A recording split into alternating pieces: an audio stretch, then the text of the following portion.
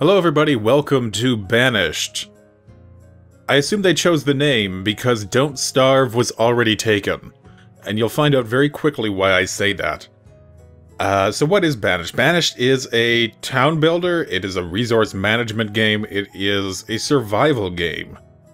There is actually no end game to the game. Basically, you just have to keep your townsfolk alive, which is not as easy as you might think. We're going to start a new game here. Oh yeah, I'll mention here that it's made by Shining Rock Software, which is one guy.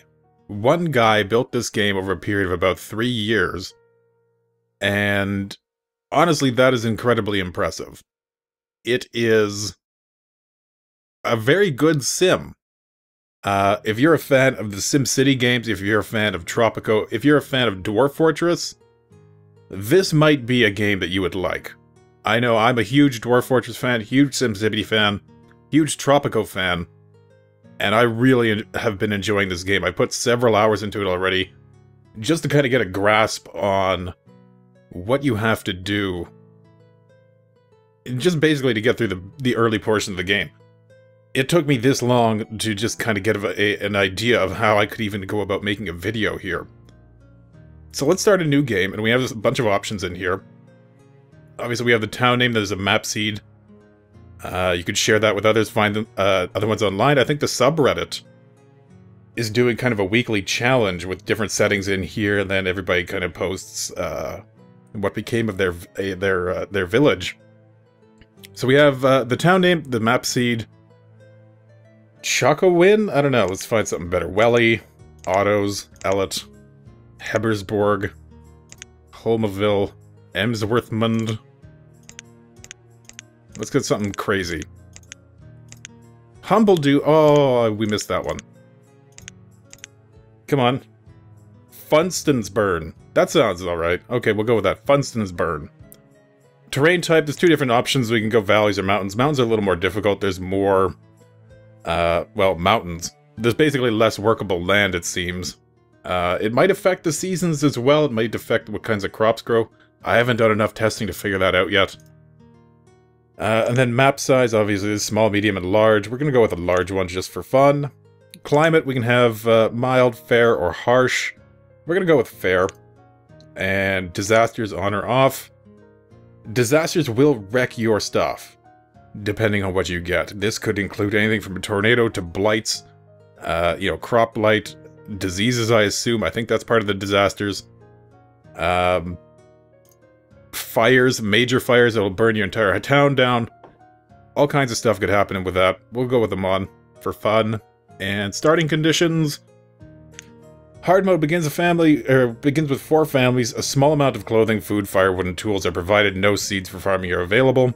That's a pretty tough start. If you go down to easy, you start with 6 families, large amount of clothing, food, firewood, building materials, and tools. Homes and storage areas come pre-built for you. You have enough seeds for fields and orchards, as well as some livestock. You usually start with some cows, I think. However, I think we're going to go with medium. A moderate game begins with 5 families. Clothing, food, firewood, tools, and construction materials are provided. A storage barn has already been built. Some seeds for fields and orchards are available. Basically, you get one type of crop for each, I think. But we're going to go with the medium. I don't feel confident enough in my abilities with this game to go with any kind of hard difficulty yet. So there's a glimpse of what our town could potentially become. Some nice stone houses in there, some wood ones. We got the fishing dock right, or that might be the trade dock. That's a trade dock, I think. That's a fishing dock right there. And then a barn. Very nice. That's a blacksmith. There's a well. That might be... That's probably not a stone house. That might be a... That's a stone house over there. That might be a church? Maybe? Taking a little bit of time to load up the map. There we go. So these, let's pause the game here. And most of the game's menus and interactions can be done by keyboard, which is really nice. But first let's take a look at our villagers here. So we have... Actually, let's actually look at... So we have simulation speed here. And we can increase the simulation, we can pause it there, we can increase it 1 all the way up to 10. But in here is where I usually go at the beginning of a game, and we have all these different panels. So this shows general statistics about the town. So we can get some information there. We get it's early spring. It's the first year. We have 10 adults and 13 children. We start with 120 logs, 60 stone, 40 iron, 200 firewood, 40 tools, 30 pieces of clothing, which are about to lose 23 because everybody's going to grab one, and 1,800 food. And then it tells us here that our health is maximum for all of our citizens, as well as their happiness, and we have no stored alcohol. Alcohol increases happiness. I don't know if it actually decreases their ability to work or anything, but it does increase happiness. Let's open up the log of events, and then in here it'll tell us everything that's happening. We'll put that one right there. So if somebody dies, if somebody gets born, if a disaster happens, it'll show up in there. We're going to turn this one on right here. This is toggle pop-up notifications of death by old age. It's not important to see. It doesn't mean anything's going wrong, but I would like to see it anyway. It's good to know when your people are dying. Towards the end of the game, like if you get a large population, I've never gotten more than about 40, but if you get up to, say, you know, 300, which is an achievement for that. I think there's an achievement for 500 as well, or maybe even 1,000.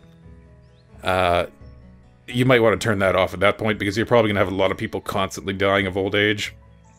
And then we got a little mini-map, so we can take a look at our area. And we actually got a good starting position here, it looks like. Let's zoom out a bit. I also have weather effects turned off, because they kind of obscure the camera. And if I'm going to be recording this, I'd kind of like everybody to be able to see it. But we have this one major river that runs through the map, and then it comes into this lake, and then continues on. The major river is important. It is where you have to build your trading post on something connected to this river. So we could build it on this lake, on the river itself, or over on this lake, although we won't, because that's a long ways away. Looks like we got a couple other lakes. We got another little one down here, and then there's another one right there. There's a little brook, which you can fish in, but I don't think it's really worth it. The fishing seems to be determined by how much water is available in kind of the radius of the fishing locations, so that would be probably a bad place to put it. What else do we have here? So we can assign jobs to our citizens. This is a useful tab to have open.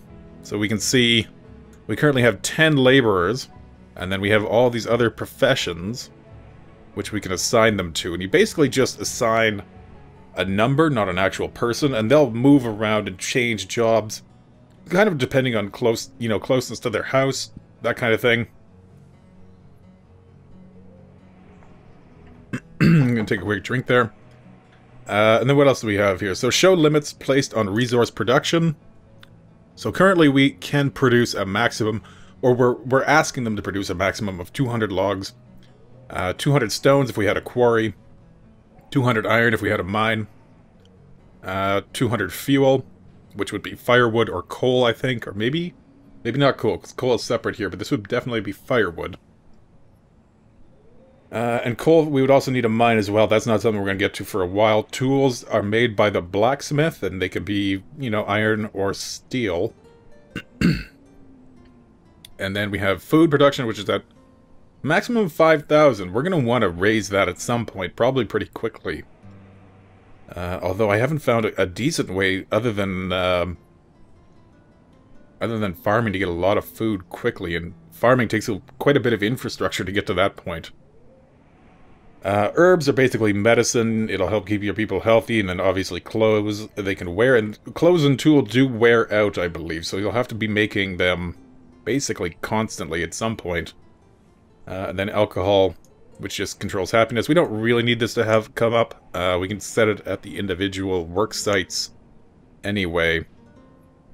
And we can increase the priority of a task, which I believe is just, yeah, it gives us a little marker on our icon there, so we could click on a task going on, say a building or something, and have that prioritized to be the main one.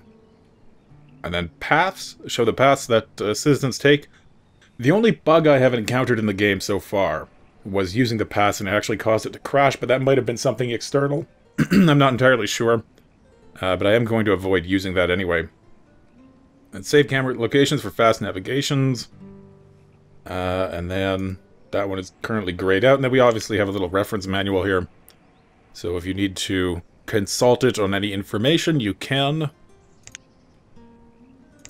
And then we have the different building types here. We can put down a wooden house. Let's zoom in here so we can see it. And get this guy over there. So there's a little wooden house. Every time you put one down, it kind of cycles through. And I think there's a button you can push to make it cycle. But I haven't actually looked that up yet. It is not really important. The different styles are just that. They're just different styles. It doesn't affect how many people can live in them or anything like that. Then we have a stone house. Nice looking thing, but it requires quite a bit of stone. 40 stone, and we only have 60, so we couldn't put a whole bunch of them down. We can collect stone from the area. It looks like we have quite a bit here. These round ones here are stone, and then these other darker ones are iron. So we have a lot of iron on the surface there, too. And then there's a boarding house that we could put down where we could have people live. More kind of a temporary shelter. I've never built one at the start. I wonder if it would be a good idea. As opposed to building a bunch of individual houses. I'm gonna guess it would probably affect their happiness, so maybe not. Something to maybe test. And then we can build various roads here. I'm not gonna put any... Well, I'll put one down right here. We'll put a dirt road right in front of our stockpile and our barn. And that looks kind of like that. You can also put down a stone one, and it does increase the speed at which citizens travel. Although putting down a stone one also costs 1 piece of stone per every unit of length. And then we can also build a bridge. Currently it only appears to be wooden bridges. There are no stone bridges or anything like that. And they require quite a bit of resources as well. But you can bridge over river. You can even bridge over the lake if you wanted to. So that is useful. And then tunnel, and we can tunnel through a mountain. They're also kind of resource intensive to do. Then we have the storage barn, which is basically this thing right here. Currently holding our hide coats, 30 of them, our iron tools, and 1,800 potatoes, which will disappear quickly. Now, over here we have the stockpile, which is this one right here. We can put another one down, and they're kind of free form. You can make them kind of any size, as long as you can fit it in the area. Nope, come on. There we go. Currently we have 200 firewood, iron, 40 iron, 120 logs, and 60 stones in that one. We'll probably build another one eventually, pretty quickly. Could also put down a marketplace, and the marketplace acts as kind of a distribution center. Eventually you're going to be scattered all over the map. You're going to have, you know, people over here. You're going to have people over here, and then up here maybe, and over there. And they'll be pretty scattered from any location that actually produces materials. So if you want to get those materials out to your people, the markets come in handy because they have vendors working in them who will travel to all the different locations and bring the stuff back and then have it available in the market for your people to pick up. And then we have a trading post, and you can rotate these around as well. Just pushing the R and the T keys. So we could put the trading post, right there if we wanted to. And actually, maybe we will put that right there eventually. Not just yet. We don't need it just yet. But the trading post, traders will come to your city or your village, and you can buy things from them. You can buy materials. You can buy livestock. You can buy seeds. You can buy food. And that's basically the only interaction that you have with the external world. There is no combat. There are no, you know, wild bears or anything that are going to come attack you. So that is a little bit disappointing. I kind of like that aspect of Dwarf Fortress where you're not only managing your resources, but you're also kind of on edge for when you're going to be, you know, attacked by goblins or something like that.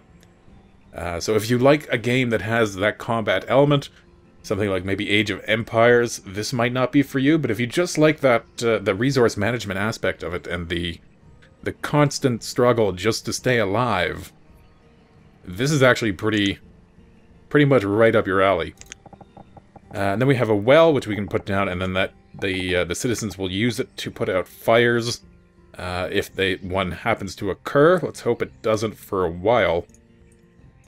And then a school, we can train people to, well, basically we can send people to school. By default, any of your children, once they reach the age of 10, see, this guy's 17, let's find there's a 7-year-old. Once she reaches the age of 10, she'll become a working adult. So, I'm not sure if the ages are kind of just representative. They seem to age up 1 year every season, so for, like, autumn to winter, they'll go up 1 year, sort of. If you build a school, they will instead become a student. And then you'll lose, you know, about 6 years worth of children becoming laborers. But they apparently will end up working harder and faster if you do that. Then we can build a hospital. Treat diseases if we need to. Town hall. Very nice looking town hall. Look at that. There's some great little models in here. Look at that thing. The town hall, I believe, lets you kind of get a better idea of how your town is doing. I'm not entirely sure. I've never gotten to a point where I had to build one yet. Now we got a church, which looks very nice. Very nice.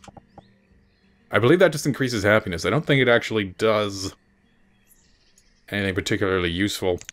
And then a cemetery, we can place one down. We're not going to right now, but when people die, if they can't be buried in a cemetery, they will get a bit of unhappiness amongst their relatives. And then there's various things we can do here for food. We can put down a crop field, which we're not going to do just yet. It's putting down fields or orchards in the early game is kind of a bad idea.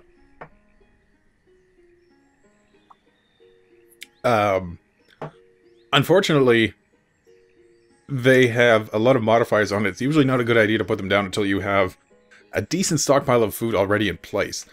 If you put the crop field down and then say we get an early winter, your crop is lost. You're out of the food. You don't get it.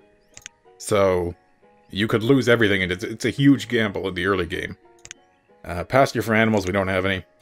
Fishing dock, we will probably build one of those here kind of early on. We could put one right there. And then you'll see that circle around it. So, it seems to be that they have better production the more water you can put kind of within that circle.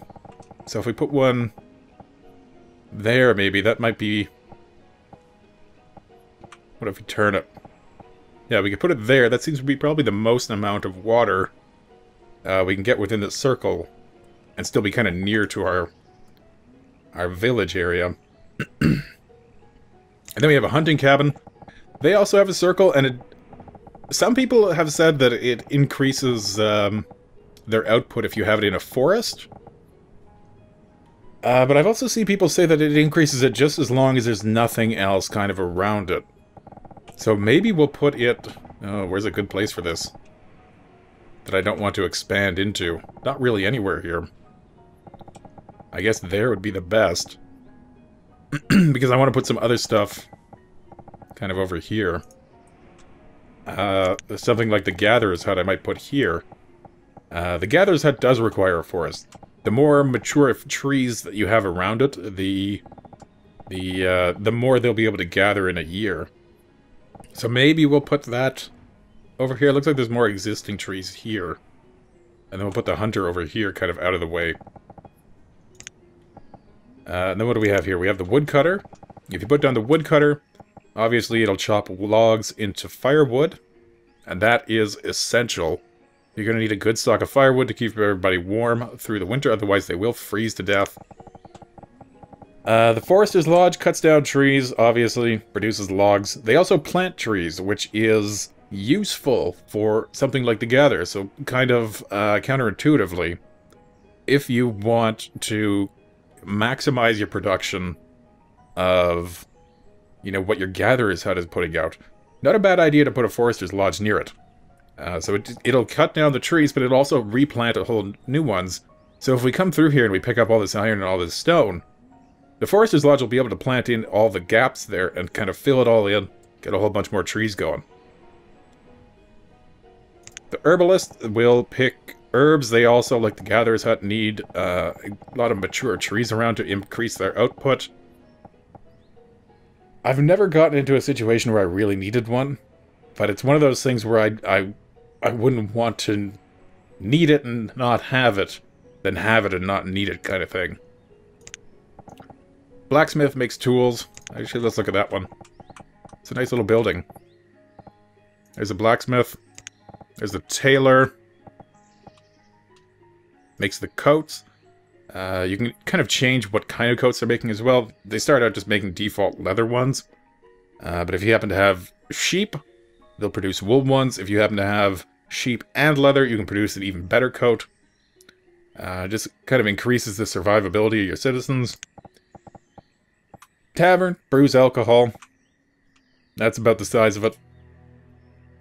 Then there's a mine, and you have to be kind of strategic where you place it here. Can we get one in here?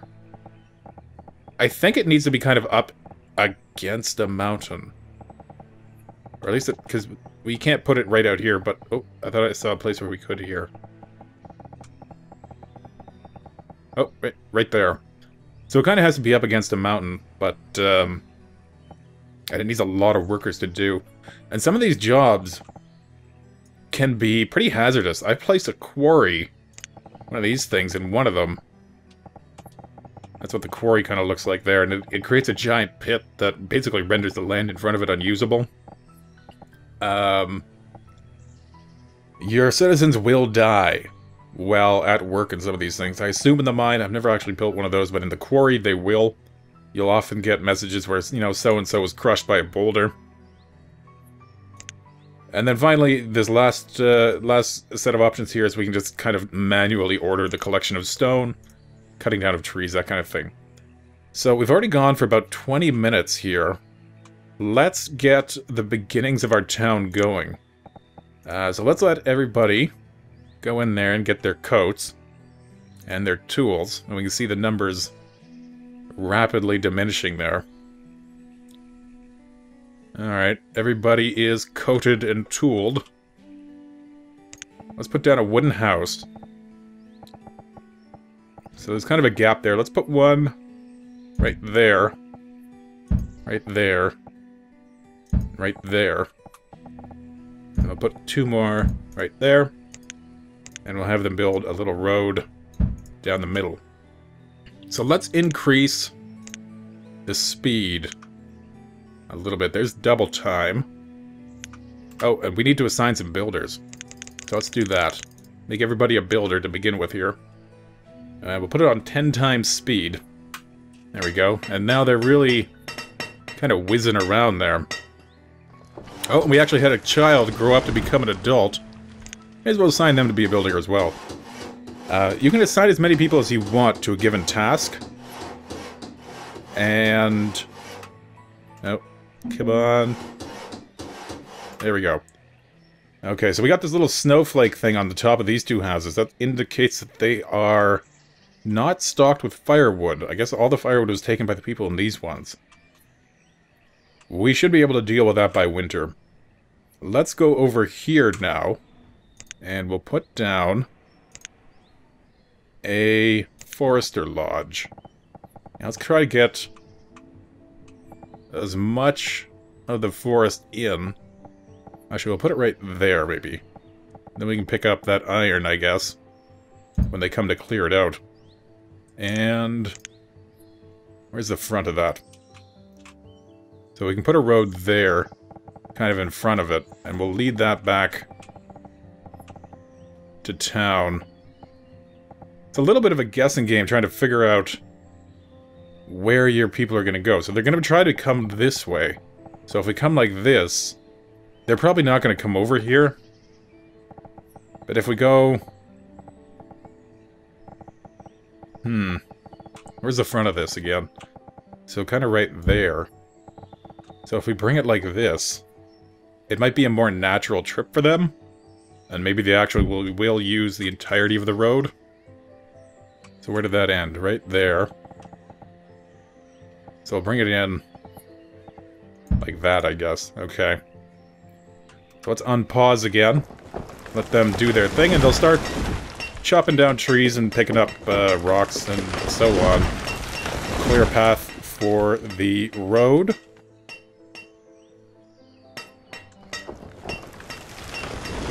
There we go. Oh, we got 2 more adults.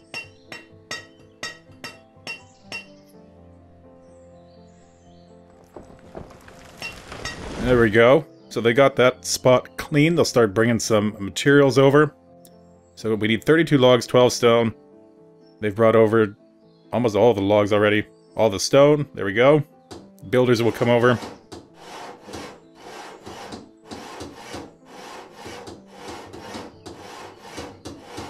And it is complete.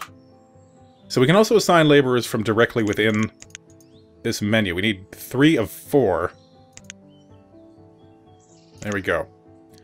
Okay, so I think maybe this is where we'll break the episode. We have our Forester Lodge. We have the beginnings of our town. Next episode, we will work on getting food production going. That is going to be key.